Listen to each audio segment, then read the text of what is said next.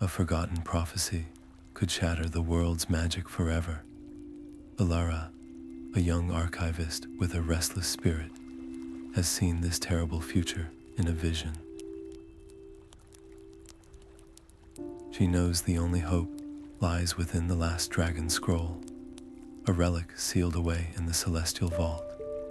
Defying the High Curator's direct decree, she prepares to enter that forbidden chamber. She risks permanent exile and the wrath of ancient magical wards, all to uncover a single, vital truth. By the end of this story, you will discover the incredible price of preserving destiny itself. What was the final, desperate warning the scroll gave before it turned to ash? Wherever you are in the world right now, and whatever the hour, feel free to share your corner of the globe with us. What do you believe is the true cost of forbidden knowledge? The ancient sigils hummed under Elara's touch, their light pulsing in time with a low, melodic tone she hummed into the silence. Her fingers traced the intricate patterns not with force, but with a delicate understanding of their hidden frequencies. With a final, resonant note, the massive stone door slid aside without a sound, revealing the darkness within. But her triumph was instantly hollow. A vibration she alone could feel shot up her spine, a silent alarm woven into the very magic she had just manipulated. The temple guardians now knew. The air in the vault was thick and heavy, tasting of ancient dust and dormant power. It was a physical weight on her shoulders, a challenge to her very presence. Every instinct screamed for retreat, for the safety of the archives she had just betrayed. But the image of her vision, of a world drained of magic and color, burned brighter than her fear. She stepped forward, her soft footfalls echoing in the immense space. This was no longer a quiet act of scholarly rebellion. It was a race. Deeper she went, leaving the known world behind. And then she saw it, a faint, ethereal glow emanating from the innermost chamber. It was a soft, cold light that promised everything she sought, and a danger far greater than any guardian. There it was. The last dragon scroll rested on a pedestal of polished obsidian, its surface not of parchment, but of woven light, shimmering with the captured essence of 1,000 forgotten stars. It was both beautiful and terrifyingly delicate. Elara's breath caught in her chest. Every instinct told her to be gentle, to be reverent. She extended a hand, her fingers trembling as they neared the ethereal surface. The moment her skin made contact, a silent explosion of light erupted from the scroll. It was not a flash, but a wave of pure information that washed over her, projecting a vast, shimmering map of the night sky directly onto the vault's ceiling. Constellations she had only read about in fables spun into being, connected by brilliant lines of silver fire, tracing the path of a celestial alignment that was already beginning. This was the prophecy's clock, counting down to the moment magic would die, but the scroll itself felt like a dying ember in her hand, its substance gossamer thin. She could feel its ancient fibers straining, as if her mere touch, her living breath, was pulling it apart. A terrible choice, crystallized in an instant. She could try to take it, to flee with the physical object and study it somewhere safe, or she could try to burn the entire, impossibly complex stellar chart into her memory right now. To take it was to risk its complete destruction during her escape. To stay and memorize was to risk being caught, with nothing to show for her treason. She chose memory. Her eyes darted across the ceiling, desperately trying to anchor the positions of stars, the angles of orbits, the precise timing of the convergence. But the information was a flood, a symphony of cosmic data, meant for a mind far greater than her own. It was too much, and as she struggled, the projected light above her began to flicker, the silver lines wavering like a candle in the wind. The knowledge was fading, and with it, the only hope for their world. A low, deep rumble echoed through the stone floor, a vibration that was distinctly not magical. It was the sound of heavy stone doors grinding open somewhere in the temple depths. The first of the temple guardians had arrived. Time, like the scroll itself, was turning to dust in her hands. She turned from the fading stars on the ceiling to face the sound. The guardian stood blocking the only exit, a massive figure of polished granite and veins of raw celestial energy. It had no face, only a single glowing gemstone set into its chest that pulsed with a slow, menacing rhythm. It took one heavy step forward, the stone floor groaning under its weight, its purpose clear. She was an intruder, and she would be removed. Elara's mind raced, her eyes scanning the chamber for anything she could use.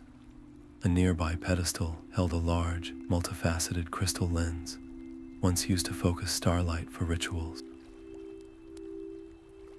It was her only chance.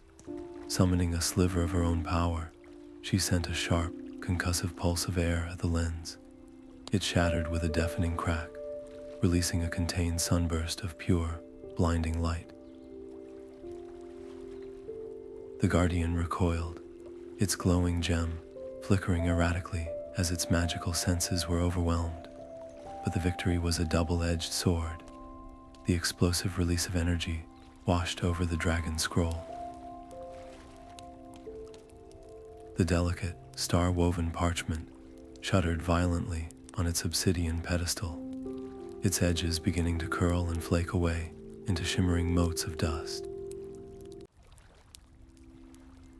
She was trapped between a disoriented but recovering golem and the very knowledge she had come to save, now actively disintegrating before her.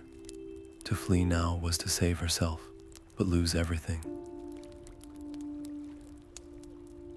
To stay was to risk capture or death for a handful of disintegrating words. Her choice was made in a single, frantic heartbeat. She would stand her ground. As the Guardian's gemstone began to steady, its low hum returning, Elara threw herself toward the scroll, her hands hovering just above its vibrating surface. She could not touch it again, but she could listen. A new sound emerged, not the grand projection of before, but a soft, papery whisper that seemed to form directly in her mind. The scroll was speaking its last. More footsteps, these ones quicker and lighter than the Guardians, echoed from the corridor beyond. Reinforcements were coming. The whisper grew in clarity, shaping itself into a resonant, ancient voice that held the weight of epochs. Elara leaned closer, her entire being focused on the dying relic, desperate to capture its final message before it was silenced forever. The voice was ancient, a melody woven from starlight and time itself. It spoke not to her ears, but directly into her consciousness, and its first words shattered the foundation of her world. The celestial alignment was no natural event. It was a ritual, a deliberate act of magic begun ages ago by a forgotten order known as the Star Weavers. A cosmic phenomenon was one thing, a force of nature to be endured, but a ritual was a spell, and a spell could be broken. Her understanding of the entire crisis flipped on its axis, and a new, terrifying hope ignited within her. But the scroll's voice was already fraying at the edges, growing thinner and more distant with every syllable. The heavy footfalls of the Guardian mixed with the lighter, quicker steps of its human counterparts, drawing nearer, a percussive countdown to her capture. Her heart hammered against her ribs, a frantic drumbeat of fear and a strange, wild exhilaration. To have the answer so close, only to have it slip away, was its own unique form of agony. She made a choice. She closed her eyes, shutting out the looming threat, the flickering light, the very chamber around her. She would not try to write it down. She would not attempt a hasty sketch. She would burn the words into the core of her memory, trusting the mental fortitude she had honed over countless hours in the archives. Every fiber of her being became a vessel for this dying message, and then the scroll revealed a truth that made the danger intensely, terrifyingly personal. The ritual could only be countered by one who carried the blood of the original dragon speakers. Elara's breath hitched. It was a secret she had guarded her entire life, a heritage she thought was a mere curiosity from a forgotten lineage. Now it was the key to everything. The fate of magic itself did not rest on some legendary hero. It rested on her. As if sensing the finality of its task, the whispering voice began to change, its tone shifting from revelation to direction. It spoke of a place, the focal point, where the star weavers had anchored their grand and terrible working, a place lost to the world, known only as the Sunken Observatory. The words echoed not in the air, but in the very marrow of her bones. A dragon speaker. It was the secret her grandmother had whispered to her on her deathbed, a story she had locked away as a family myth, a beautiful lie. Now, the last dragon scroll itself was calling it her truth. A cold dread washed over her, followed by a surge of purpose, so fierce it stole her breath. This was no longer a scholarly mission. It was her birthright and her burden, the visions that had haunted her sleep, the irresistible pull to this vault. It all made a terrible, perfect sense. She was not chosen by chance. She was called by blood. The weight of generations settled on her shoulders, a legacy of silence and power she had never asked for. Could she even live up to such a name? The fear was a cold stone in her stomach, but beneath it, a resolve began to harden, forged in the fires of this impossible moment. She could not run from this. To flee now would be to betray every ancestor who had protected this secret, and to condemn the world to a slow, magical death. Her acceptance was a quiet, internal shift, a locking into place of her own destiny.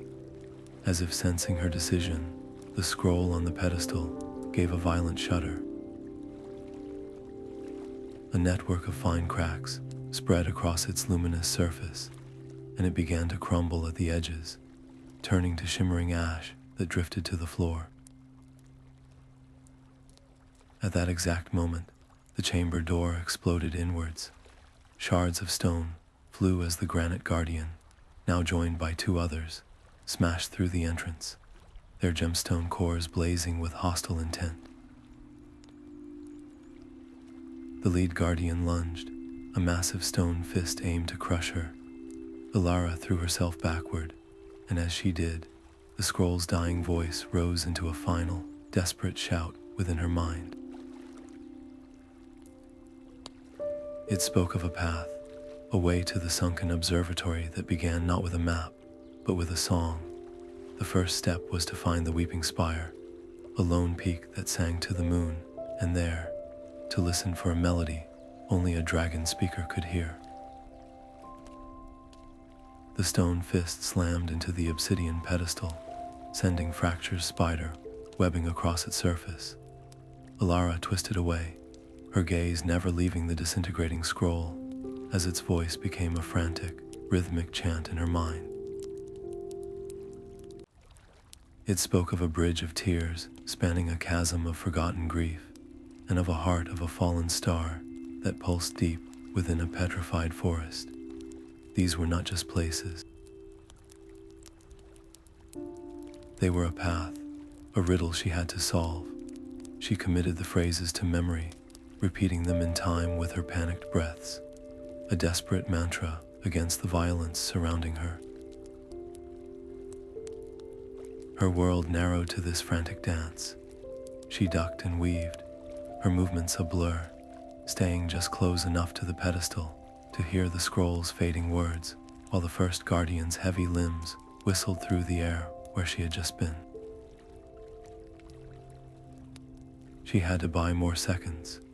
Using the vault's own design against her pursuer, she led the granite sentinel on a clumsy chase around the central dais, using its immense size and slow turning circle to her advantage. For a few precious heartbeats, the strategy worked, but with a grinding of stone on stone, a second guardian entered the chamber, its gemstone core already flaring to life, blocking her secondary escape route. She was running out of space. The scroll, sensing its own imminent end, began to emit sharp, bright sparks of disintegrating magic, each one a tiny star going out forever. Its voice shifted from a chant to a desperate, rising declaration, revealing the terrible engine of the ritual. It was not powered by mere celestial alignment, but by the deliberate severing of the bonds between the great magical fonts of the world, a slow unraveling that was bleeding the world dry. The scroll's voice fragmented, its words tumbling over one another in a desperate rush. It revealed the ritual's terrible catalyst. The Star Weavers needed a key, a physical object of impossible beauty and power called the Celestial Tear, a gemstone forged from the heart of a dying star. This was not some abstract magical concept. It was a real, tangible thing she could hold or steal or break. Her mission instantly sharpened from a vague quest to a specific, urgent hunt. Find the tear before they did, but where the Guardians were learning, their movements becoming less clumsy and more coordinated. One would faint high, while another swept a stone arm low, forcing her into a frantic, breathless dance around the crumbling pedestal. All the while, the scroll was visibly dying, its luminous fibers blackening and curling at the edges. She had to choose. She could not absorb it all. She focused her entire will on the scroll's breaking voice, filtering out the roar of the Guardians and the thunder of her own heart, listening only for a location. And then it came. The tear was not in some distant, mythical land. It was hidden in the Whispering Shrine, a forgotten place just a day's journey from the temple itself. The stakes soared. The enemy was not just a faceless order from the past. They were likely already searching, and the one object that could save or doom the world was practically within her reach. The scroll uttered its final, coherent sentence. A clear directive burned into her mind. As the first luminous flakes of ash broke free from the parchment and began to float into the air, Elara knew exactly where she had to go. The scroll's final whisper was a ghost in her mind. Seek the tear in the shrine of whispering moss, but beware the weaver's shadow. Then, its voice simply ceased. A profound and terrible silence filled the chamber, broken only by the grinding advance of the stone guardians. The knowledge was hers now, a desperate, burning ember locked away in her memory. But the physical scroll, the only proof and the only source, was gone. It crumbled before her eyes, its woven starlight dissolving into a fine, shimmering ash that began to rise in a soft, glowing cloud. This was the cost. The last words of the last dragon were now her sole responsibility, and the relic that had spoken them was dust. The two guardians closed in, their gemstone hearts pulsing with a relentless, hostile light, their massive forms blocking the main exit. She was cornered, with the entire weight of a lost history settling over her like a shroud. But that rising cloud of ash was her only chance. It swirled between her and the sentinels, a momentary screen of glittering, magical particles that confused their magical senses. Their movements faltered for a single, precious second. It was all she needed. Her eyes, already scanning for any weakness, locked onto a dark, narrow opening high on the wall, an old ventilation shaft she had noted unconsciously when she first entered. She did not think. She moved. Pushing off from the crumbling pedestal, she launched herself toward the wall, her fingers finding minute cracks in the ancient stone. She climbed with a speed born of pure terror, hauling herself upward as the guardians recovered and lunged for her ankles. Cold stone fingertips grazed the heel of her boot as she pulled her legs into the tight, vertical shaft. She was inside. For a moment, she hung there in the absolute darkness, listening to the furious, resonant hum of the guardians below. Then she began to climb, pulling her body up into the narrow, confining space. Behind and below her, the last of the scroll's ash settled upon the empty obsidian pedestal, and the vault was plunged into a final, complete darkness. The cold, rough stone of the shaft scraped against her elbows and knees with every desperate inch she gained.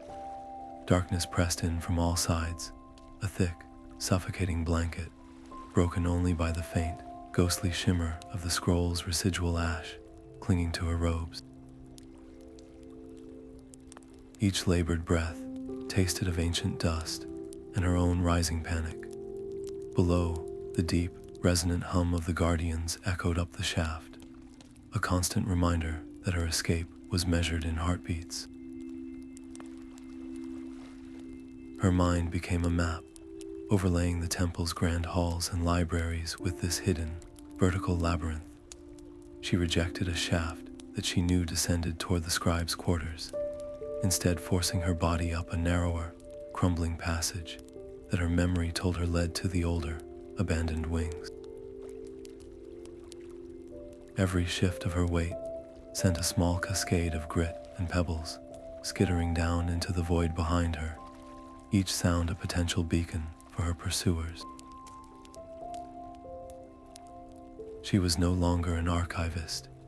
She was a fugitive, a thief in the eyes of the only home she had ever known, carrying a secret that could either save that home or confirm her eternal exile.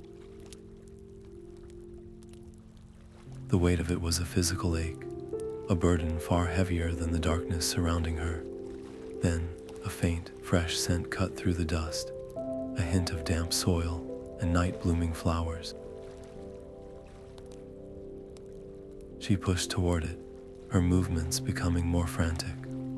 With a final, grating effort, she shoved against a rusted metal grate that gave way with a shriek of protest.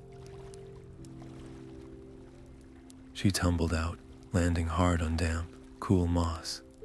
The sudden, shocking openness of the sky above made her dizzy.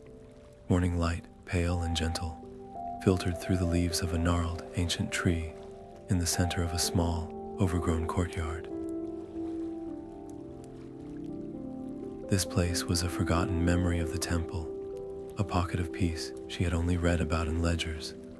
For a single, stolen moment, she lay there, the cool moss balm on her scraped skin. But the peace was an illusion. The echoes of distant alarms, muffled but unmistakable, drifted on the dawn air. There was no time for rest, no time for regret. The sunken observatory was waiting, and the celestial tear would not find itself. The damp earth was a slate for her desperation. A sharp stick became her stylus as she scratched the scroll's dying words into the soft soil, her movements frantic but precise. Here was the sunken observatory. There, the celestial tear, the shrine of whispering moss. Each symbol was a lifeline, a way to transform the fading echo in her mind into something she could see and touch. The act of carving the words made them real, anchoring the ephemeral voice to the physical world, if only for a moment. But every scrape of the stick was a risk. The distant shouts of the temple searchers were growing more distinct, their search patterns tightening like a noose. This garden, a forgotten sanctuary, would not remain hidden for long. She could not be found with this map of her treason, drawn plainly on the ground. Her eyes burned with the effort of memorization, tracing every line and curve, fusing the crude drawing to her memory. This was the new test. The scroll was ash. The only record of its message was now this fragile pattern in the dirt, and soon it would be nothing at all. The permanence of the world's last hope depended entirely on the clarity of her own mind, a terrifying weight to carry into the unknown. With a final, deep breath, she committed the last symbol to memory. Then, with a sweep of her foot, she scuffed the earth, erasing the prophecy until only disturbed soil and a few broken twigs remained. The knowledge was hers alone now, a secret burned into her consciousness. A line of freshly washed laundry fluttered on a cord strung between two trees near the garden's edge. With a swift, guilty motion, she pulled down a simple, hooded traveler's cloak, its coarse fabric still damp with morning dew. Wrapping it around her shoulders, she pulled the hood low over her face.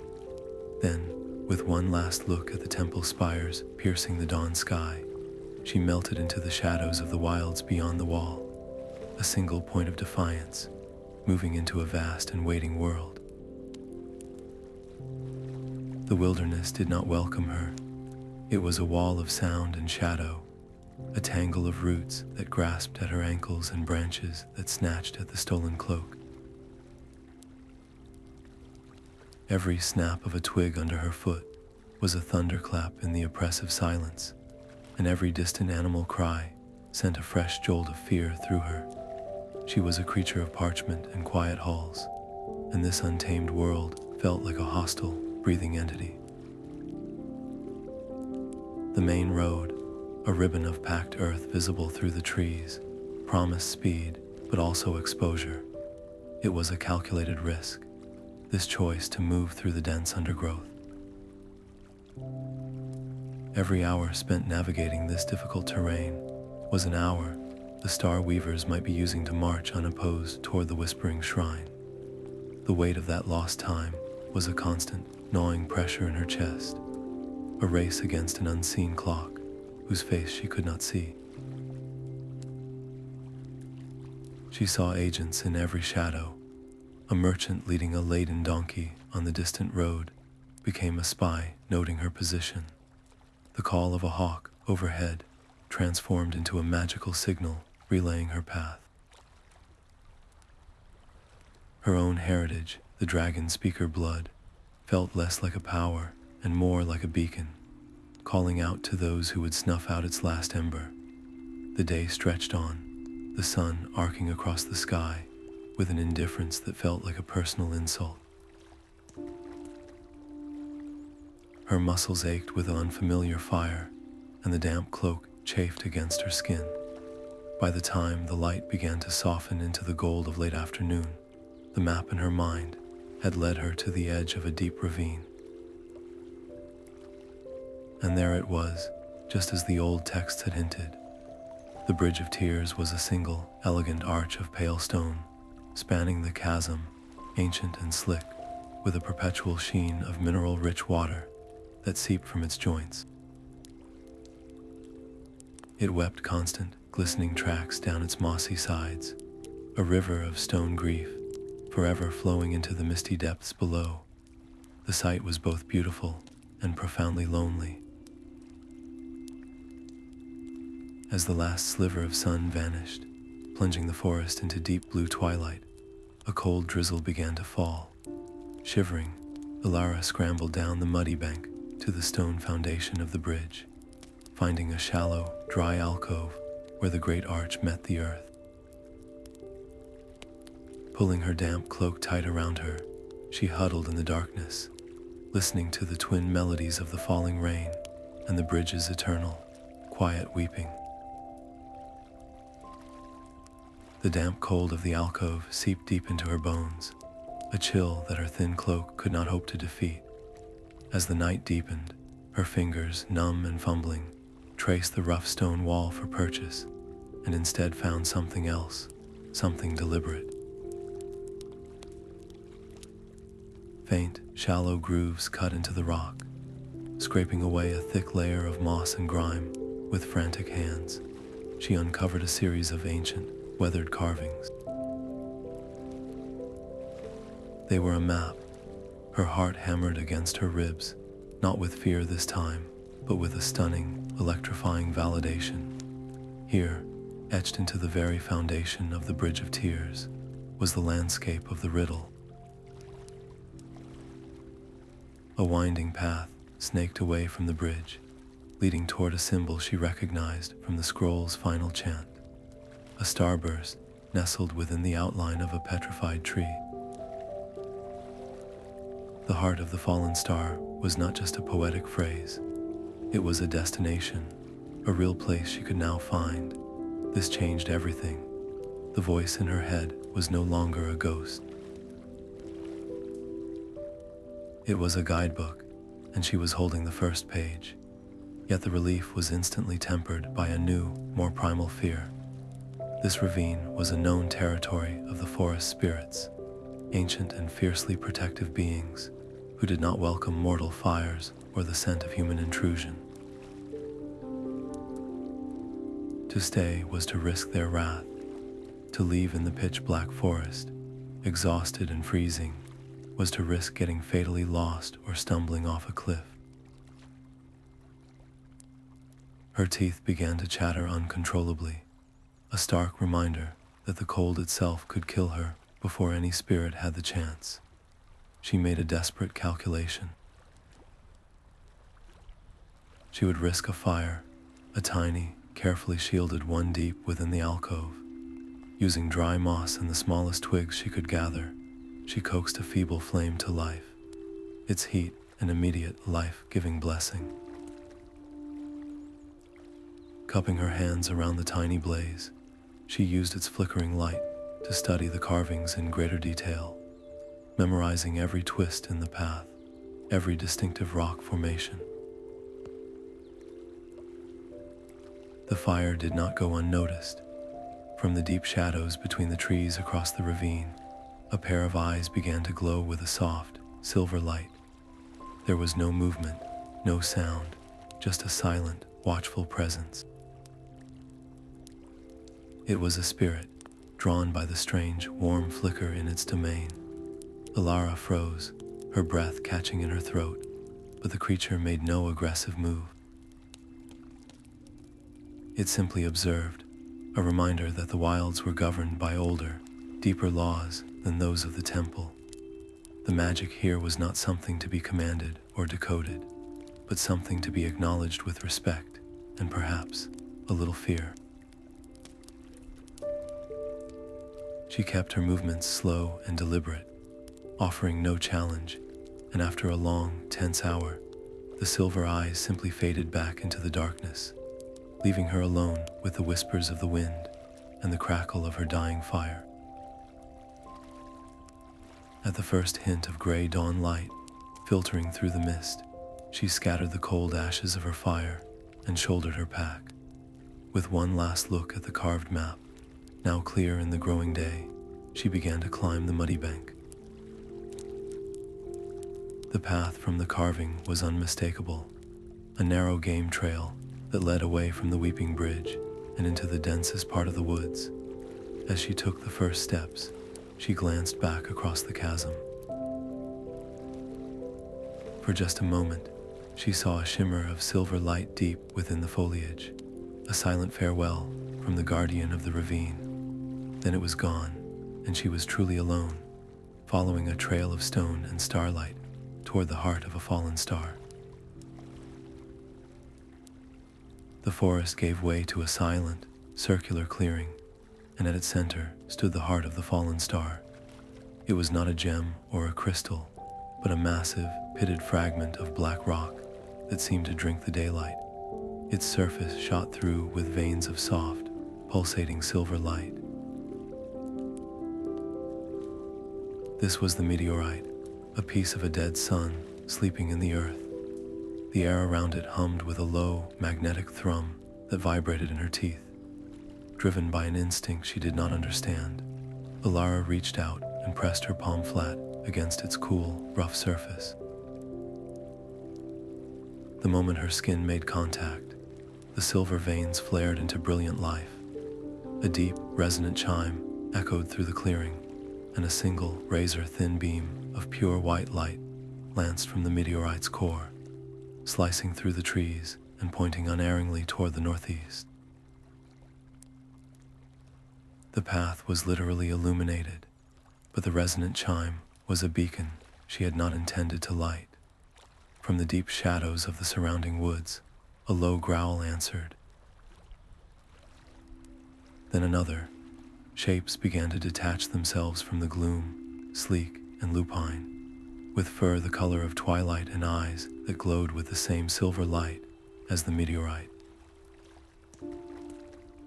They were drawn to the energy, their bodies humming in sympathetic vibration, and they now formed a loose, closing circle around her and the stone.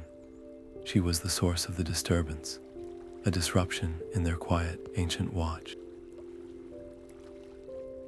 Her breath caught. To fight was impossible. To wait, hoping their fascination with the stone would outweigh their interest in her, was a gamble with her life. The beam of light was already beginning to fade.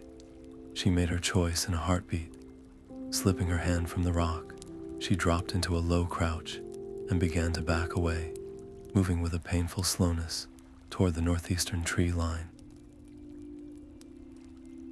Every rustle of her cloak sounded like a scream in the tense silence. One of the creatures lifted its head, its silver eyes locking onto her movement. It took a single, testing step forward, its muzzle wrinkling in a silent snarl. She froze, her heart pounding a frantic rhythm against her ribs.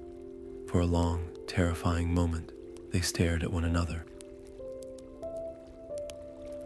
Then the meteorite gave one last, fading pulse of light, and the creature's attention flickered back to the stone.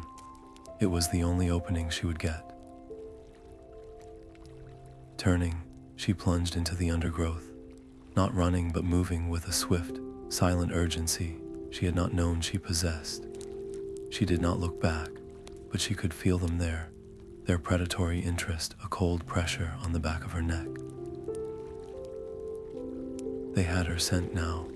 The only thing that might save her was distance, and the hope that the meteorite's lingering energy would hold their focus long enough for her to vanish. She followed the ghost of that vanished light beam into a descending, misty valley, where the air grew thick and heavy with the perfume of damp earth and the sweet, cloying scent of unknown flowers. The mist clung to her skin like a cold sweat as she descended into the valley. The air itself seemed to thicken, and the sweet, cloying scent of the flowers gave way to the rich, earthy smell of deep decay and damp stone. Through the hanging veils of fog, a shape emerged, a structure of pale, water-smoothed rock that appeared to have been swallowed by the earth itself. This was the Shrine of Whispering Moss. Its walls were a tapestry of glowing, emerald green moss that pulsed with a soft, internal light, and as she drew nearer, the silence was broken by a low, suzerating murmur, like 1,000 distant voices all speaking at once. She found her entry not through a grand archway, but through a section of collapsed wall, a jagged wound in the shrine's side that offered a dark, forbidding invitation. Stepping through was like crossing a threshold into another world. The moss inside was even brighter, casting a ghostly green luminescence that painted the crumbling interior. And the murmurs resolved into something else, something chillingly coherent. The whispers were not random, they were warnings. A soft voice by her left ear hissed, "Pressure," just as her foot was about to come down on a slightly raised stone tile. She froze, her heart leaping into her throat, and carefully shifted her weight. The whispers continued, a chaotic chorus of guidance and misdirection. Left, one would insist, while another directly behind her would breathe, "Right is safe." She had to choose which whisper to trust. It was a terrifying test of faith, to place her life in the hands of this ancient, sentient growth. One cryptic whisper told her to walk directly into a solid-looking wall. Every instinct screamed against it, but remembering the scroll's final words, she obeyed, squeezing her eyes shut as she stepped forward. Instead of cold stone, she passed through a shimmering, illusory barrier, the air tingling against her skin. The moss was not just a guide, it was a key, and it demanded absolute trust. The stakes were impossibly high.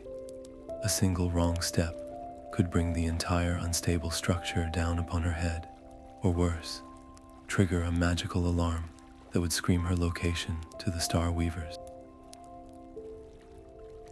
She could feel their presence like a gathering storm, a certainty that their agents were also hunting in this valley, drawn by the same celestial pull. Every cryptic whisper she successfully followed was a small victory, but it also felt like a countdown, a race she was running in the dark against an unseen opponent. Deeper and deeper she moved, a lone figure in a cathedral of whispers and green light, her senses stretched to their absolute limit. And then, at the far end of a long, narrow hall, she saw it. A soft, serene blue glow emanated from a simple stone pedestal, cutting cleanly through the shrine's eerie green light. Resting there, peaceful and impossibly beautiful, was the celestial tear. There it was. The celestial tear rested on the stone pedestal, a small, perfect teardrop of crystal that seemed to hold a piece of the night sky within it. Captured starlight pulsed in its core, a slow, steady rhythm that beat like a silent heart. Elara reached out, her fingers trembling, and closed her hand around the gem. The moment her skin touched its smooth surface, a deep tremor ran through the shrine. The very stones groaned, and the whispering moss that lined the walls flared with one last, brilliant flash of green light before falling completely, utterly silent. Its ancient duty was done. The gem was warm in her palm, almost unnervingly so, and it carried a faint, rhythmic vibration. It felt less like an object and more like a living thing, a creature that had been sleeping and was now awake. And she could feel a quiet awareness radiating from it, a consciousness that was gently probing her own, sensing the weight of her purpose and the dragon speaker blood in her veins. Now she had to protect it. Her first instinct was to clutch it tightly in her fist, to keep it ready. But what if she fell? What if she needed her hands free to climb or to defend herself? The risk of dropping it was too great. With deliberate care, she loosened a small, hidden pouch sewn inside her tunic and slipped the tear inside, securing the leather tie. The moment it was concealed, a new, chilling realization settled over her. She had not hidden a secret. She had hidden a lighthouse. The gem's magical signature was immense, a blazing signal fire of power that any skilled weaver would be able to sense from miles away. Her journey to the Sunken Observatory had just transformed from a stealthy race into a desperate flight, with a beacon shining from her very chest. Every step would now be a gamble, every stranger a potential enemy. As she turned to retrace her steps through the silent shrine, a shadow detached itself from the wall. It was not a trick of the fading green light. The figure was tall and cloaked in gray, its movements fluid and utterly silent. A Star Weaver agent had been waiting here all along. The figure emerged from the gloom like a piece of the darkness given form. Its robes were a deep gray, intricately patterned with constellations that seemed to shift and writhe in the shrine's dying green light. It was a Star Weaver. The agent's voice was a dry rustle, devoid of warmth. It called her a thief of destiny, a foolish child playing with forces she could not possibly comprehend. The words were meant to intimidate, to make her feel small and insignificant in the face of their ancient, impersonal design. Elara's fingers tightened around the hidden pouch at her chest. She was not a thief. She was the last echo of a forgotten song, and this gem was its final note. She refused. Her single, whispered word of defiance hung in the air for less than a second before the agent moved. There was no grand gesture, only a flick of its wrist. Threads of solidified shadow, cold and sharp as obsidian blades, unspooled from its fingertips and shot toward her. Elara threw herself sideways, the shadowy threads embedding themselves in the stone wall, where her head had been with a sound like cracking ice. She was no warrior. Her only training was in dodging the swinging lamps in the archive vaults and navigating treacherous stacks of unstable books. This was a dance of survival, and she was losing. The agent advanced, its movements fluid and precise, weaving a net of darkness in the confined space. Each dodge brought her closer to a crumbling pillar, one she had noted earlier for its fragile state. It was her only chance. As the agent launched another volley, she pivoted and drove her foot hard into the base of the pillar. The ancient stone, already weakened by centuries of damp and neglect, cracked with a sound like a thunderclap. It toppled sideways, crashing down between them in an explosion of dust and debris. The diversion worked, but the cost was immediate. The falling pillar took a section of the ceiling with it. A cascade of stone and earth rained down, partially burying the Star Weaver and cutting off its pursuit. But the entire shrine groaned in protest, the whispers of the moss replaced by the terrifying creak of shifting stone. She had saved herself, but she had also lit a signal fire of noise and destruction. Any other hunters in the valley would now know exactly where to find her. She did not wait. Choking on the thick dust, Elara scrambled back through the broken wall and into the cool, concealing embrace of the valley mist. Behind her, muffled by the collapse, she could hear the agent's furious shouts, promises of vengeance that faded with every frantic step she took. She ran, not with a warrior's grace, but with the raw, desperate speed of a rabbit fleeing a hawk. The coast and the sunken observatory now felt both infinitely far and like the only sanctuary left in a world that was actively hunting her. The days bled into one another, a grueling tapestry of dusty back roads and the constant, gnawing fear of discovery. Elara moved like a ghost, her feet sore and her stomach often empty. She learned to hitch short, wary rides on the backs of merchant carts loaded with grain or clay pots, always keeping her hood drawn and her story simple. She was a pilgrim, she would murmur, heading to the coast to visit a sick relative. The words felt like ash in her mouth. In the crowded, noisy taverns where she sometimes risked a hot meal, the gossip was a blade twisting in her gut. They spoke of a rogue archivist, a traitor to the temple who had stolen a priceless relic, and they spoke of another bounty, one offered by a shadowy order no one could name, for a gem that fell from the stars. The Star Weavers were not just hunting her, they were turning the entire world into their hunting ground. Every face became a potential enemy, every friendly glance a possible trap. Sleep was a stolen luxury, found in haylofts, thickets, or the hollows beneath riverbanks. Her body ached with a deep, persistent weariness, and the small pouch of coins she had fled with grew dangerously light. The celestial tear was a warm, heavy secret against her chest, a constant reminder that she carried the weight of the world, yet could not afford a decent meal.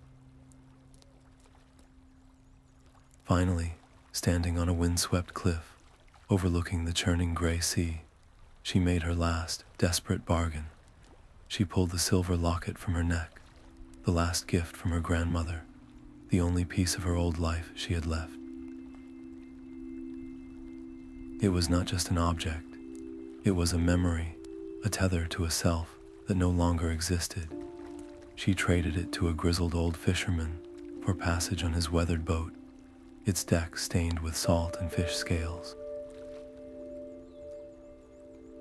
He eyed her with a deep, knowing suspicion, his gaze lingering on her travel-worn clothes and the way she instinctively clutched the hidden pouch.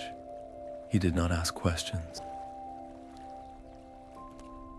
He simply nodded, agreeing to take her as far as the Tide Rock Islands, a desolate and remote chain that was the last stepping stone to the Sunken Observatory. As his boat pulled away from the dock, the last of her coins and her last link to her past were gone. She was utterly penniless, adrift on a treacherous sea, her fate now entirely in the hands of a stranger who had already judged her a fugitive. The Tide Rock Islands were a jagged spine of black stone, clawing its way from the churning sea. The air tasted of salt and solitude, and the few fishermen, mending their nets on the rocky shore, fell silent as Elara approached, their eyes wary and unwelcoming. They knew why strangers came to this desolate place, and they wanted no part of it. She moved from one hovel to the next, her question always the same, her offers of payment met with hard shakes of the head and muttered warnings about the cursed waters. Hope was a dying ember in her chest when she finally found him in a shack perched at the island's highest point, its walls papered with faded, hand-drawn charts. Kale was a man carved from the same weathered granite as the islands themselves, his eyes the color of a winter sea.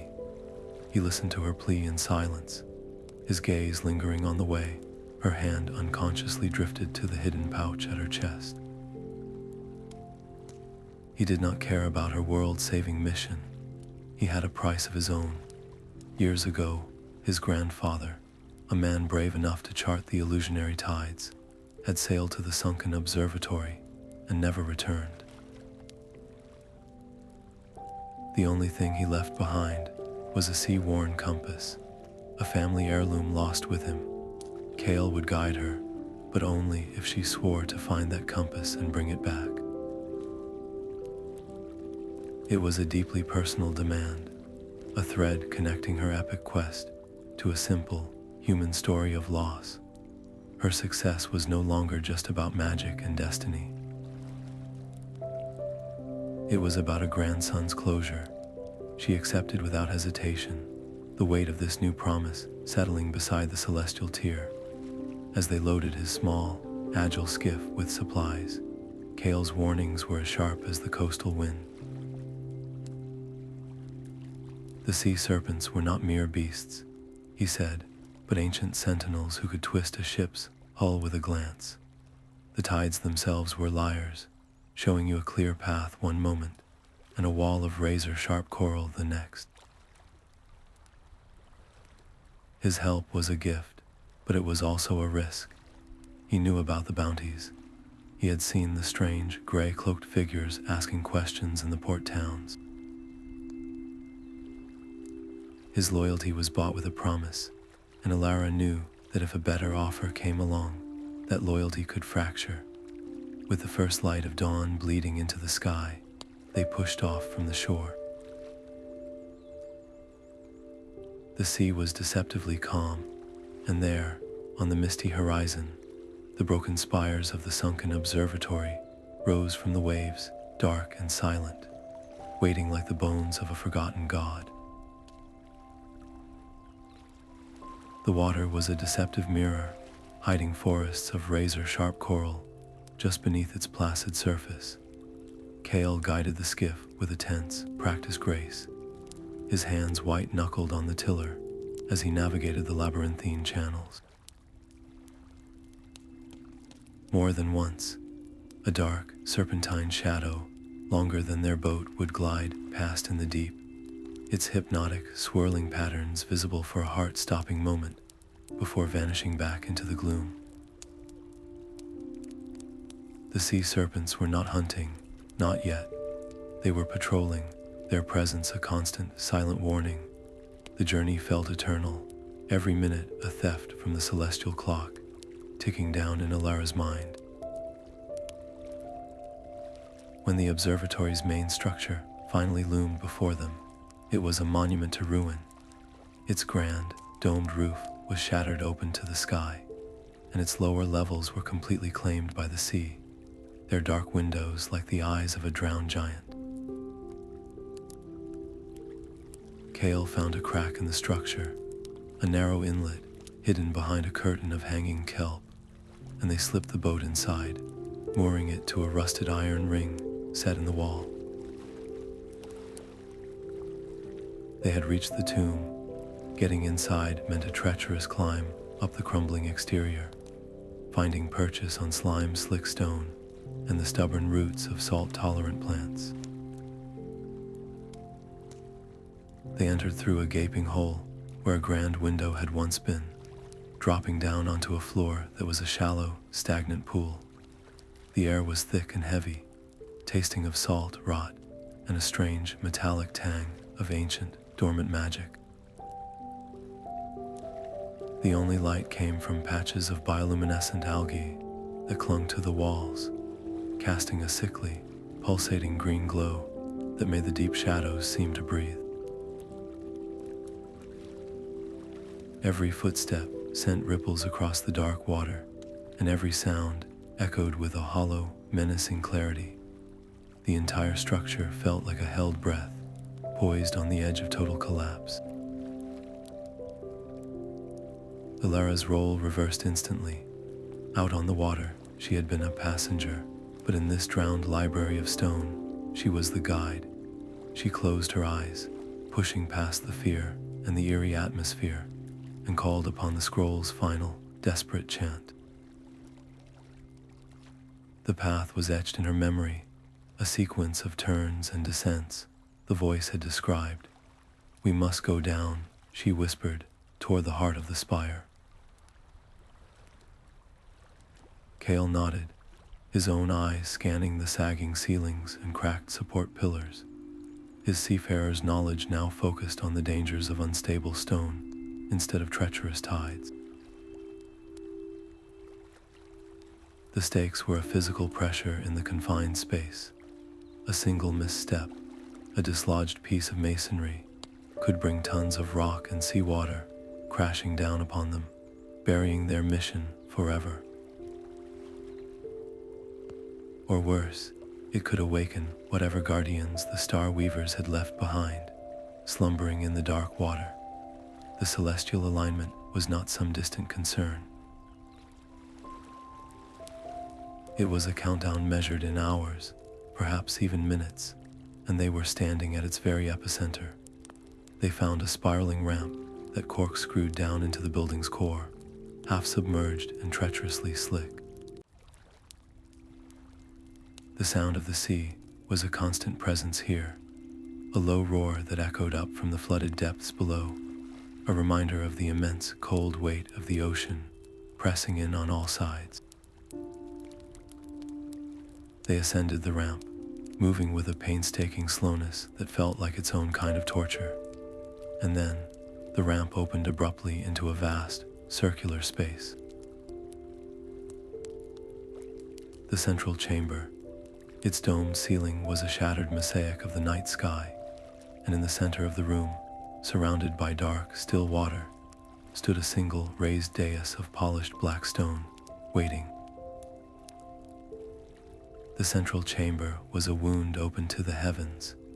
Through the shattered dome, the stars were not just points of light, but moving rivers of silver, flowing toward a convergence point directly overhead. The altar in the center of the room was a stark, black disk against the dark water, and as Elara waded toward it, her heart sank. Its surface was not blank and waiting. It crawled with freshly carved Star Weaver symbols, each one glowing with a malevolent violet light. The ritual was not just beginning, it was already in motion, and she was desperately late. The air itself was thickening, humming with a power that made her teeth ache and her skin prickle. Every step toward the altar was a fight against a gathering storm of magical force. She had one chance, one sequence of words and actions burned into her memory from the scroll's dying breath. There was no room for a single mistake. Pulling the celestial tear from its pouch, she felt its familiar warmth, a small, defiant heartbeat against her palm. She began to chant, the ancient words feeling foreign and clumsy on her tongue. As she placed the tear into the shallow depression at the altar's center, the violet symbols flared in protest. A jolt of energy shot up her arm, so violent it nearly broke her concentration. She forced herself to continue, her voice growing stronger, and then she remembered the final component, the part of the chant she had not fully understood until this very moment. The counter ritual required a sacrifice, not just any offering, but a drop of blood from a dragon speaker. This was no longer an abstract act of magic. It was a covenant, a binding of her own life force to the fate of the world. There was no time for hesitation. Drawing the small, sharp knife she used for cutting herbs and twine, she drew its tip across her palm. A sharp sting and a single, dark drop of her blood welled up. She held her clenched fist over the tear. The moment her blood fell onto the crystal surface, the world exploded into light. The altar erupted in a blinding white radiance, so pure and fierce it washed the violet symbols away like ink in the rain. The chamber shook, stones groaning as the conflicting energies warred for dominance. And from the deep shadows of the broken archways, a figure emerged. It was the Star Weaver from the shrine, its gray robes tattered, but its purpose undimmed. And it was not alone. Two more agents materialized from the darkness, their forms silhouetted against the violent, shimmering air. The lead weaver stepped forward, pushing back her hood. Her name was Morwin, and her face was sharp, etched with a cold certainty that was more terrifying than any mask of rage. Her voice cut through the roaring energy, calm and horribly reasonable. She did not want to end magic, she explained. She sought to perfect it, to burn away the wild, chaotic elements that had caused so much ancient strife. Dragon speech, with its deep, untamable connection to life itself, was the most volatile magic of all. It had to be the first to go. This was not an act of malice, but of surgical purification. Elara's understanding of the enemy shattered and reformed in that instant. They were not villains seeking oblivion. They were fanatical gardeners, ready to rip out every beautiful, unruly weed to create a sterile and orderly world. They saw her not as a hero, but as a relic, a dangerous glitch in their grand design. Then Morwin made her offer. Step away from the altar. Let the alignment complete its work. Join them and use her unique heritage not to preserve the old ways, but to help usher in the new. It was a promise of power, of purpose, of an end to the life of a fugitive. For one breath, one terrible, hollow moment, the temptation was a physical ache. To be accepted, to be valued, to lay down the unbearable weight she carried. But to accept meant betraying the very essence of who she was. It meant silencing the 1,000 generations of dragons and speakers who had come before her. Her refusal was not a shout, but a whisper that somehow carried over the storm. She turned her back on Morwin and focused entirely on the altar, her chant growing louder, more resonant, pouring every ounce of her will into the celestial tear. The offer rescinded, Morwin's calm demeanor finally broke. With a sharp gesture, she and the other weavers summoned the very elements of the drowned observatory against her. A whirlwind screamed through the broken dome, tearing at Elara's clothes and trying to rip the words from her mouth. Simultaneously, the dark water around the dais churned and rose, forming grasping tendrils that slithered over the edge, seeking to pull her into the depths. The entire structure groaned, ancient stones grinding against each other as the chamber shook with increasing violence. They were not just trying to stop her. They were bringing the whole place down. Seeing Elara standing alone against the storm, her small figure illuminated by the altar's pure light, Kale made his choice. He was no magician, but he knew stone and sea. He scrambled up a precarious pile of rubble, and with a mighty heave, dislodged a large, loose section of the wall. It crashed down into the water between the weavers and the dais, sending a massive wave that disrupted their concentration and swamped one of the agents.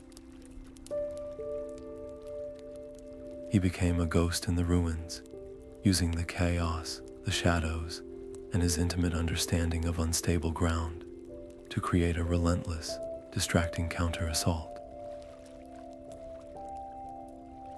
A pillar groaned, its stone already webbed with deep cracks from centuries of salt and strain. Kale slammed his shoulder into it with a final, desperate heave. The ancient support gave way with a deafening roar, and a section of the ceiling crashed down in an avalanche of stone and seawater, creating a jagged, impassable wall between Elara and the advancing weavers. He had bought her a barrier, but at the cost of his own escape route. Now he stood alone on the wrong side of the collapse, facing Morwin and her remaining agent with nothing but a fisherman's knife in his hand. Elara's chant faltered, her eyes locking with his across the chaotic divide. To stop now was to surrender the world. To continue was to abandon the man who had just given everything for her chance. His gaze was not one of fear, but of fierce, unshakable resolve. He gave a single, sharp nod. "Trust me," it said. "Finish it." A sob caught in her throat, but she forced her attention back to the altar, her voice rising once more in the ancient tongue. She could hear the sounds of the struggle from the other side of the rubble, the sizzle of magical energy, Kale's grunts of effort, and the cold, calm commands of the weavers.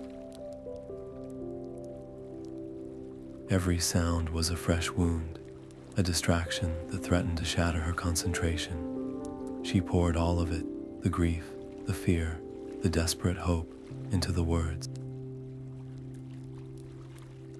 The celestial tear began to pulse in time with her heartbeat, its light intensifying from a steady glow to a rhythmic, blinding flare. Above, through the shattered dome, the rivers of starlight, which had been flowing relentlessly toward their convergence, seemed to hit an invisible wall. Their silver motion stuttered, slowed, and then, with a profound and terrifying silence, they simply stopped, frozen in the sky like a breath held for too long. Her voice became a force of nature, the final words of the chant, rising into a piercing, crystalline note that seemed to shake the very air. In response, the celestial tear detonated in a wave of silent, blinding white light. It was not an explosion of destruction, but of pure harmony, a resonant frequency that washed through the chamber, over the broken walls, and up into the frozen sky. The violent violet symbols on the altar dissolved into nothing. The oppressive hum that had thickened the air simply vanished, replaced by an immense, profound silence. High above, the rivers of starlight, held in their unnatural pause, shuddered. Then, with a grace that felt like the universe exhaling, they began to flow backward, retreating from their forced convergence and scattering back to their ancient, rightful places in the cosmos. The world had been pulled back from the brink. The crushing pressure of the weaver's control shattered. The whirlwind died mid-scream, and the watery tendrils grasping at the dais collapsed back into placid, dark pools. The observatory's violent shaking ceased, leaving behind only the gentle, natural groan of an ancient structure settling. But the silence was broken by the sound of grinding stone. Morwin hauled herself over the top of the rubble barrier, her robes torn, and her face a mask of pure, undiluted fury. The calculated calm was gone, burned away by the utter ruin of her life's work.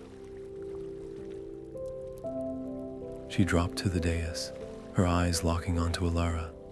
The tear, its purpose fulfilled, now rested on the altar as a dormant, cloudy crystal, its inner light extinguished. Elara stood empty-handed, drained of the ritual's power, with no magic left to wield. For the first time, it was just the two of them, stripped of grand designs and cosmic forces. This was no longer a battle for destiny. It was personal. Morwin advanced, her hands curling into claws, determined to extract a final, bloody price for the future Elara had stolen. Morwin lunged, a blade of solidified starlight flashing in her hand. It was not a weapon of metal, but of pure, malevolent energy, humming with the last vestiges of her failed ritual. Elara had no sword, no shield. Her eyes darted, and her hand closed around a broken piece of coral that had fallen from the collapsing ceiling, its edges sharp and uneven. She brought it up just in time, the starlight dagger screeching against the rough, organic surface. This was not a duel of masters. It was a desperate, ugly scramble for survival on a platform that trembled with every shift of their weight. Elara was no warrior, but her years in the archives had taught her to read patterns, to anticipate movement. She saw the wild fury in Morwin's eyes, the reckless overextension in every thrust. She used that, dodging and weaving, letting the weaver's own rage waste her energy against the stone and coral. The dais was their entire world, and it was crumbling at the edges. Great chunks of black stone broke away and splashed into the water below, which was no longer dark and still, but a churning, foaming maelstrom of released magical energy. Each crash sent a tremor through the platform, a reminder that the ground beneath their feet was a temporary illusion. Elara's gaze flickered past Morwin's shoulder toward the rubble pile. There she saw a movement. Kale, pulling himself up, one arm clutched to his side, but alive. His eyes met hers, and a grim understanding passed between them. She had to end this now. With a feint to the left, she exposed her right side, a tempting target for the enraged weaver. Morwin took the bait, lunging forward with a snarl of triumph, her full weight coming down on a section of the floor that was webbed with deep, ominous cracks. Elara did not strike back. Instead, she threw her own weight backward, sacrificing her own balance to create a violent, seesawing motion on the unstable stone. It was a terrifying gamble, a bet that the floor would give way under the concentrated force. For a heart-stopping moment, they were both suspended in the lurching tilt of the world. Then, with a final groaning shatter, the section of the dais beneath Morwin disintegrated completely. Her cry of fury became a shriek of shock, swallowed instantly by the roar of the water as she plunged into the raging currents below.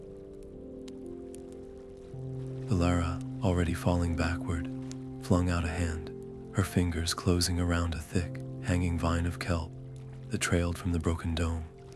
She swung hard against the remaining portion of the dais, the impact knocking the air from her lungs, but she held on, dangling over the abyss as the waters slowly began to calm. The silence that followed was vast and profound. Elara clung to the kelp vine, her breath coming in ragged gasps, the roar of the water and the shriek of magic replaced by the gentle lapping of waves against the broken dais. She pulled herself onto the stable portion of the stone, her body trembling with a deep, bone-weary exhaustion.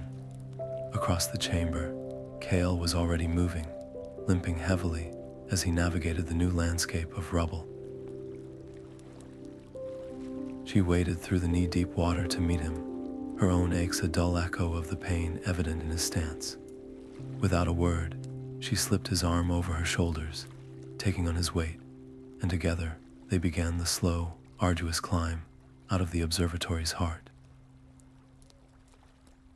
The sky through the shattered dome was no longer a terrifying canvas of converging light, but a peaceful, deep velvet scattered with familiar, steady stars.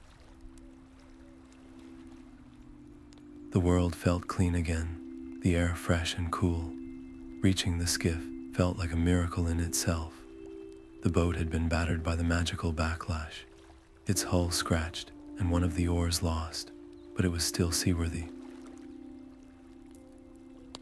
They collapsed onto its damp planks, too tired for words, and simply sat for a long moment, listening to the gentle slap of water against the stone.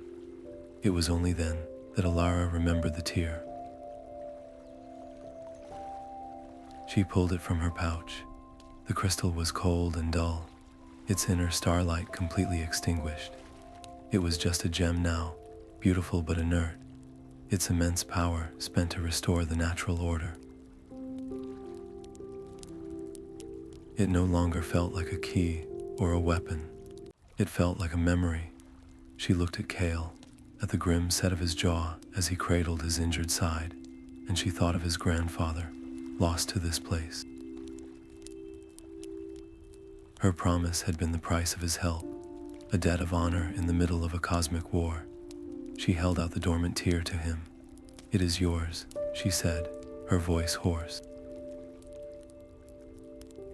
A piece of the story, to remember him by. Kale looked from the gem to her face, his winter sea eyes searching hers. He had guided a fugitive, fought fanatics, and nearly died for a cause that was not his own. He took the tear, his calloused fingers closing gently around it. This small act, this passing of a burden from her hand to his, was more than a transaction. It was a testament to a trust forged in impossible circumstances. He nodded, a world of understanding in the gesture. "I will see you home," he stated, his voice firm. "We will make them hear the truth." As the first rays of the sun painted the eastern horizon in shades of rose and gold, they pushed the skiff away from the crumbling observatory. They sailed with a damaged boat and little food, the journey ahead still perilous, but the waters were calm and the sky was clear. They were no longer a desperate archivist and a reluctant fisherman. They were allies, carrying the quiet weight of a saved world and the daunting task of explaining it to the one that remained. The temple gates rose before them, not as a welcome, but as a judgment carved in stone. Elara walked forward, her head held high, and surrendered herself to the stunned guards with a quiet request for an audience with the High Curator. Their hands were firm on her arms, but the presence of Kale at her side, a stranger from the outer world with the grim bearing of a man who had seen battle, stayed any harsher treatment. They were escorted not to a cell, but to the Curator's study, the air thick with the scent of old scrolls and fresh incense. The High Curator's fury was a cold, sharp thing, his face pale with the betrayal. He began to speak of exile, of eternal disgrace, but Elara did not let him finish. She began her story, not with excuses, but with the words of the last dragon scroll itself.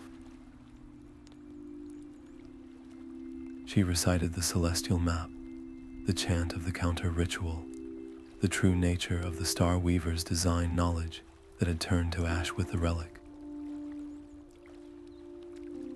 Her voice never wavered, and as she spoke, the Curator's anger slowly gave way to a profound and troubled silence. He knew these were secrets no archivist could have fabricated. Then she made her final, most dangerous confession. She revealed her lineage, the dragon speaker blood that had guided her and made her the only key to the world's salvation. It was a truth that could see her condemned as a dangerous anomaly, an untamed element in the temple's ordered world. Yet she offered it freely, laying her entire self bare before the authority she had defied. The risk was immense, but it was the only path to a truth deeper than obedience. For a long moment, the only sound was the crackling of the hearth. Then the High Curator, his eyes filled with a storm of conflicting thoughts, dismissed the guards with a sharp gesture. He looked from Elara's resolute face to Kale's steadfast one, and he invited them both to a private council in the Chamber of Echoes, where the first tentative steps toward a new understanding could begin. The Chamber of Echoes was a circular room where every whisper clung to the air like mist. Elara stood in the center, a piece of charcoal in her hand, and began to draw on the smooth stone floor. She did not sketch from a book or a memory scroll. She drew from the echo of starlight burned into her mind, the celestial map that had shimmered on the vault ceiling just before it turned to ash. Her lines were sure and swift, tracing constellations and orbital paths with an accuracy that made the High Curator lean forward, his earlier fury replaced by a scholar's rapt attention. She spoke as she drew, her voice steady, explaining the Star Weaver's ritual not as a natural end, but as a deliberate unraveling. Kale stood by the door, his silent, weathered presence an anchor of truth. When she finished, he added his own testimony, describing the Weaver's fanatical calm and the Observatory's final, crumbling moments, his words grounding her cosmic tale in the grit of real experience. The High Curator looked from the intricate star chart on the floor to Elara's face, and the last of his resistance crumbled. He could not deny the evidence before him.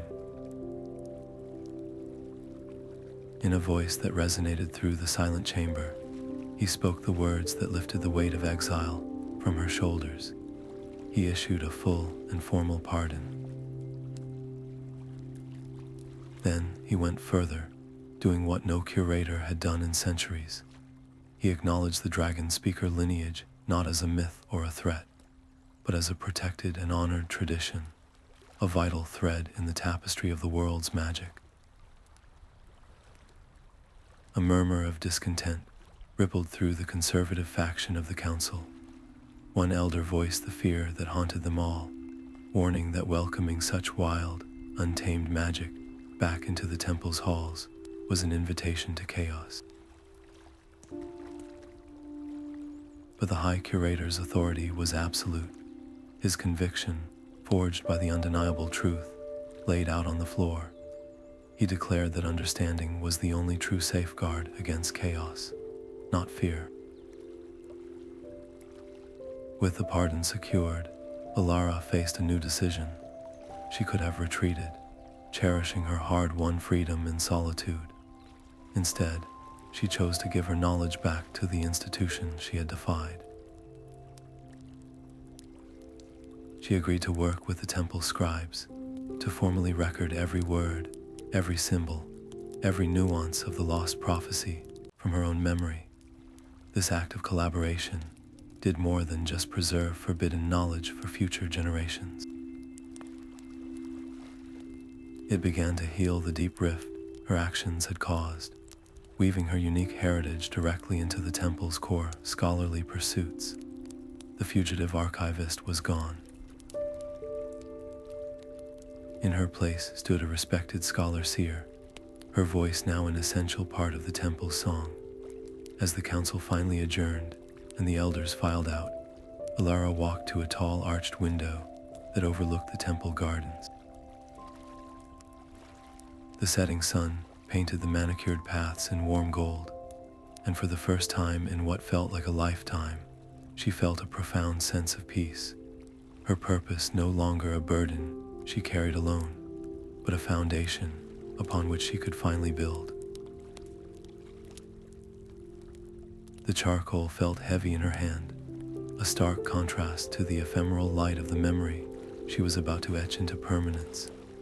Day after day, Elara stood in the scriptorium, her focus absolute, as she began to transcribe the echo of the last dragon scroll. Kale was her constant companion, his fisherman's hands now carefully mixing inks and preparing sheets of the finest, magically treated parchment. He was more than a scribe, he was an anchor, his quiet presence a steadying force when the memories of the crumbling observatory or the weaver's cold fury threatened to overwhelm her. The work was a profound mental excavation, each recovered symbol of victory, each lost fragment a small, personal grief. Some of the scroll's most intricate details, the names of long-dead stars and the specific cadences of forgotten chants, had turned to ash with the original and were gone forever. Yet, through sheer force of will, she preserved its heart, its core warning, and its salvation. The prophecy was no longer a singular, doomed object, but a living knowledge passed from her mind to the page. When the final symbol was drawn, she made a decision that would change the nature of the text forever. Before the first line of the prophecy itself, she began to write a new preface, a chronicle of her own journey. She detailed her vision, her defiance, the scroll's desperate final whisper, and the fierce battle at the Sunken Observatory. She included Kale's role and the sacrifice of the celestial tear.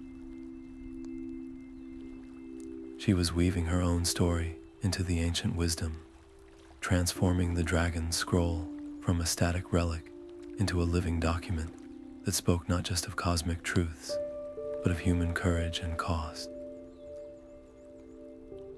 This act personalized the scroll in a way no simple transcription ever could. Future acolytes would not just learn about a celestial alignment, they would understand the archivist who risked everything to stop it, and the fisherman who helped her. It solidified her legacy not as a rogue, but as a guardian whose own life was now inseparable from the lore she had saved.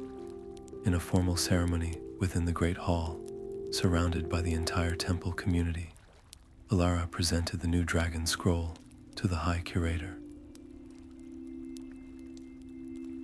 The air was thick with a respectful silence as he accepted the bound pages, his hands cradling the weight of a restored past and a newly forged future. It was a moment that closed a turbulent, world-altering chapter, and in the quiet that followed, a new and uncertain one began.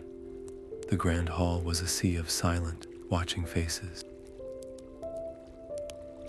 Elara walked the length of the polished floor, the new dragon scroll resting on her open palms. Its pages felt alive, humming with a quiet energy that resonated in her bones. This was not a return to the shadows. She approached the open doors of the celestial vault, no longer a trespasser, but a restorer, and placed the manuscript onto the same obsidian pedestal that had once held its predecessor. As her hands left the parchment, a soft gasp rippled through the hall. The pages began to glow, not with the borrowed light of the room, but with a gentle, internal starlight, the same ethereal luminescence that had once defined the original scroll. It was not a mere copy, it was a rebirth. A warmth spread through her chest, a feeling not of pride, but of profound connection. It was the approval of 1,000 forgotten dragon speakers, a silent chorus echoing across time, acknowledging that their legacy was safe. The air in the hall seemed to shift, growing lighter, cleaner, as if a fundamental harmonic, unheard for centuries, had finally been struck true. The world's magic, once frayed and thinning, now felt whole and resilient, its balance restored not by a grand, distant force, but by the stubborn courage of one person who refused to let the light go out. She stepped back from the vault, her task complete, and the glow from the scroll cast a soft, hopeful light upon every face in the room. The evening air in the temple gardens was cool and sweet, with the scent of night-blooming jasmine. Elara walked the familiar gravel path, the title of archivist seer, no longer a strange weight, but a comfortable mantle. Kale walked beside her, his gaze, once fixed only on the horizon of the sea, now taking in the cultivated beauty around them with a quiet appreciation. They spoke of the future, not as a thing to be feared, but as a vast, uncharted map. His boat was repaired, and her new role came with a mandate to seek out other fragments of lost lore, to prevent such a crisis from ever creeping up on the world unseen again. Their first journey would take them to the northern archives, where whispers spoke of a prophecy carved into living ice. It was not a mission of desperation this time, but one of peaceful rediscovery. The final, desperate words of the last dragon scroll were now a permanent part of the temple's records, yet they were etched far more deeply into the fabric of her own soul. She had learned that the true power was never in the relic itself, that beautiful, crumbling piece of woven starlight. True power lived in the courage to reach for it when no one else would, and in the wisdom to carry its story forward. As they reached the garden's edge, Elara paused, looking out past the temple walls to where the first stars pricked the deep blue sky. The horizon was a dark, inviting line, and she felt a calm certainty settle within her. There were other stories waiting, other whispers on the wind, and she was ready to listen.